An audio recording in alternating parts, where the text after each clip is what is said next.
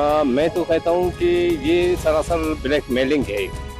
इस तरह कि अगर गवर्नमेंट हर किसी के सामने एहतियात फेंकेगा तो फिर समझता हूँ फिर इससे जो है आवाम को तो कोई रिलीफ नहीं मिलेगा। होना तो ये चाहिए था कि एक तो रोटी का वजन बढ़ना चाहिए था, दूसरी आटा की जो कीमत कम हो गई है तो इसको रेट कम करना चाहिए था। भले कि वहाँ जहाँ पे ये अगर तंदूरें बंद किए हैं तो गवर्नमेंट को चाहिए कि इनके जो है लाइसेंस मनसूख किए जाए। और बहुत से लोग हैं जो बेरोजगार हैं, जो रोजगार की तलाश में है, वो खोल सकते हैं, क्योंकि जब रेट ही कम हुआ है तो बढ़ाने का क्या वो क्यों। पहले जो महंगाई था, पहले जो मतलब हर चीज ऊपर था, रेट तेल का रेट ज्यादा था और किराए देते थे, किराए ज्यादा, अभी तो सारे कम हो गए। होना ये चाहिए कि कम। मेरी तरफ यही वो है कि गवर्नमेंट को किसी किस्म के जो है ब्लैकमेलिंग में नहीं आना चाहिए और ना इनके साथ मुज़ाकरात करना चाहिए। ये खुद ब खुद खोलेंगे।